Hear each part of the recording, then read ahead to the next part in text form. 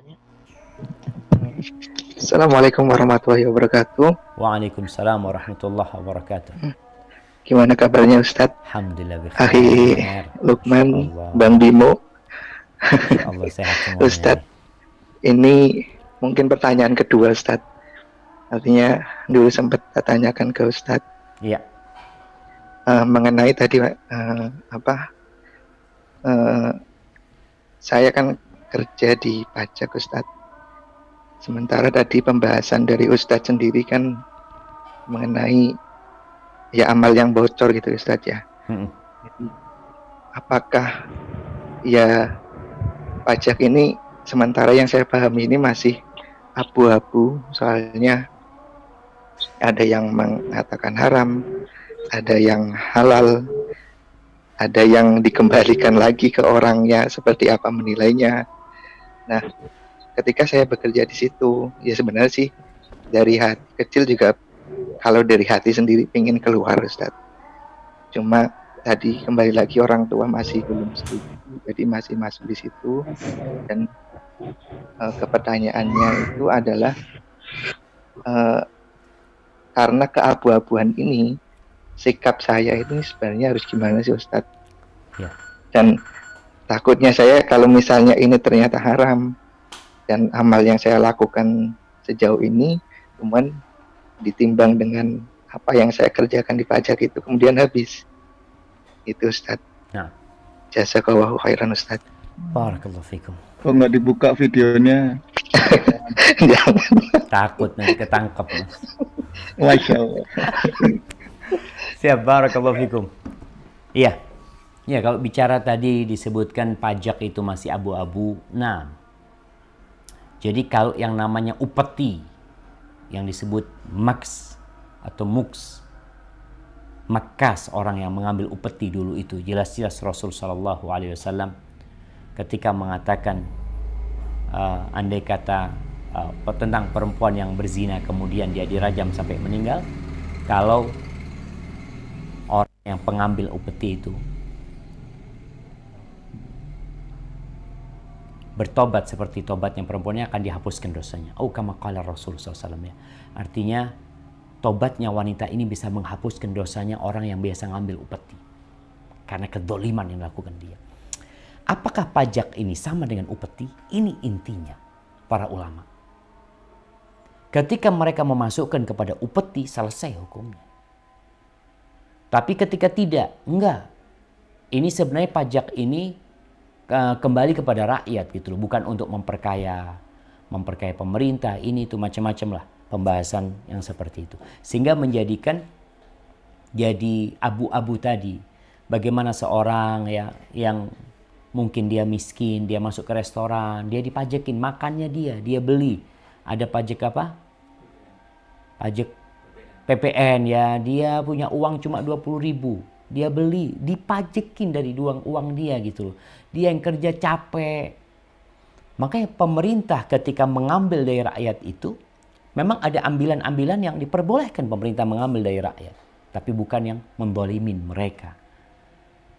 Kemudian mereka juga berbincang tentang masalah pajak yang kembali kepada rakyat. Kalau benar kembali kepada rakyat. Tapi kalau ternyata itu dimakan oleh sebagian pejabat umpamanya.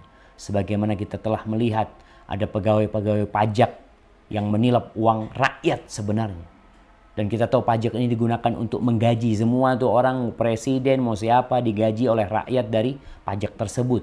Itu yang kita lihat seperti itu. Makanya masalahnya masih abu-abu tentang pajak ini. Ketika masuk ke upeti selesai. Makanya sebagian ulama memasukkan ke upeti itu. Kemudian kalau benar lagi masalah pajak ini, katanya pajak itu buat jalanan. Kenapa jalan bolong-bolong semuanya? Musim hujan umpamanya, rusak semuanya. Kemana uang rakyat yang diberikan itu? Itulah nanti akan jadi haramnya di sana lagi. Makanya ketika abu-abu, ya faman ittaqas syubuhat faqad istabra'a lidini wa irdihi.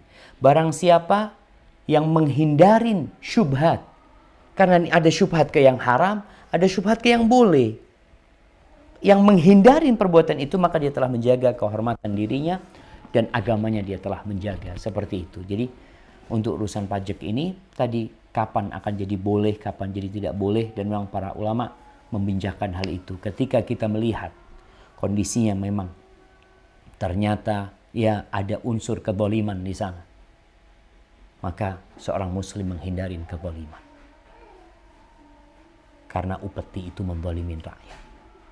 Mereka yang kerja, mereka yang capek, mereka yang lelah, kemudian hasilnya diambil.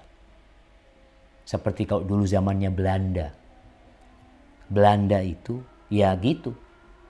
Narik upeti kepada rakyat. Rakyat yang tanam, rakyat yang capek, kemudian sebagian besar diambil oleh penjajah pada waktu itu. Sedangkan yang namanya sebuah negara, negara itu diberi kewenangan untuk mengelola negara ini. Ada emas, ada minyak, ada tambang, ada segala, mau bicara fasilitas-fasilitas umum ya. Negara tuh punya hak di sana.